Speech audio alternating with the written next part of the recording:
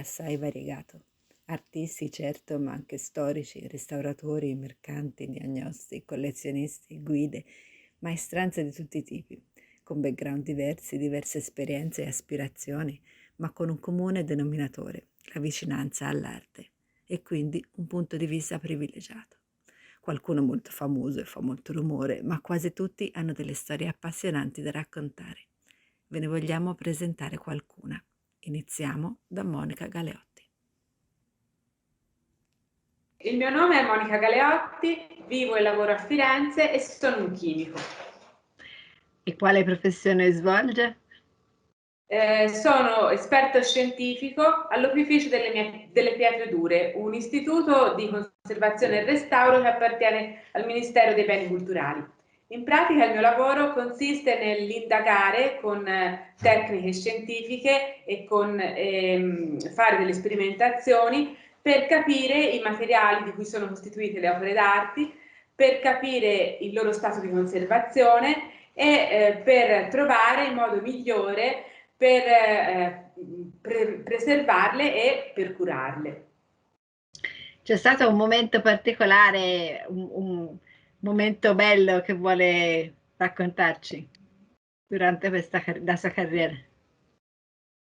Allora, nei 15 anni che lavoro all'opificio ho avuto molti momenti di soddisfazione professionale legati a svariati progetti importanti. Però il riconoscimento più importante è arrivato proprio adesso, grazie a una pubblicazione su una rivista ad altissimo impact factor che è Topolino.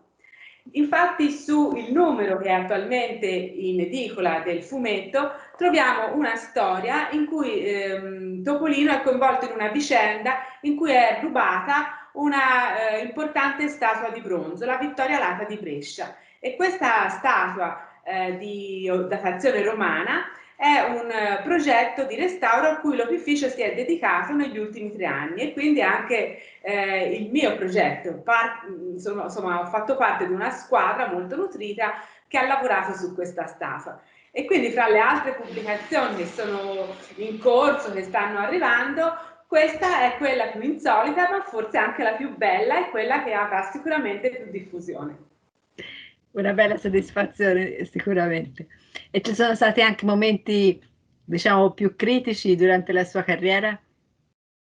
Sicuramente sì, spesso mi è capitato di partecipare a progetti che prendono spunto da un'idea promettente e interessante, ma che poi non arrivano agli esiti desiderati.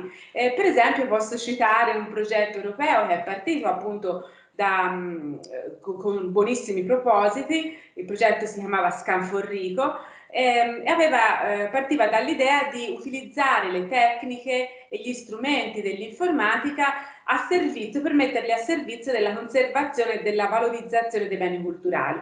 Però presto ci siamo accorti che mancava una vera integrazione fra le professionalità coinvolte e banalmente da una parte gli informatici, dall'altra chi come me si occupa di conservazione nella nostra attività quotidiana, non riuscivano neanche a parlarsi perché ci mancava un linguaggio comune, un linguaggio tecnico con cui poter effettivamente comunicare. E quindi ci siamo resi conto che mettere insieme discipline diverse non è poi nella pratica molto facile e questo insomma, porta a delle frustrazioni lavorative.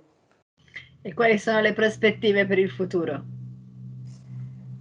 Ma nel settore dei beni culturali e della conservazione in particolare, tutti si lamentano a ragione della mancanza di personale, della mancanza di fondi, di investimenti. E io credo molto nel lavoro di squadra e credo che questo possa in parte aiutare a supplire a queste carenze di cui ho parlato. E per fare lavoro di squadra bisogna veramente integrarsi, integrare le varie professionalità e le varie discipline in modo paritetico, quindi abbattendo un po' le vecchie gerarchie per cui gli aspetti storico-artistici sono considerati più importanti di quelli materici o di quelli tecnici, mettendosi veramente tutti a un tavolo con la voglia di ascoltarsi e facendo proprio lavoro di gruppo. Forse così si può andare avanti e utilizzare sfruttare al meglio le potenzialità che sono offerte per esempio dalla ricerca scientifica in tanti campi. Mi sembra un'ottima prospettiva. Abbiamo finito e la ringrazio molto. Chi è che vuole nominare per la prossima intervista su Tra l'Arte? Vi consiglio di sentire un mio collaboratore di Venezia, Luciano Pensabene. Grazie mille, alla prossima. Grazie a voi, arrivederci.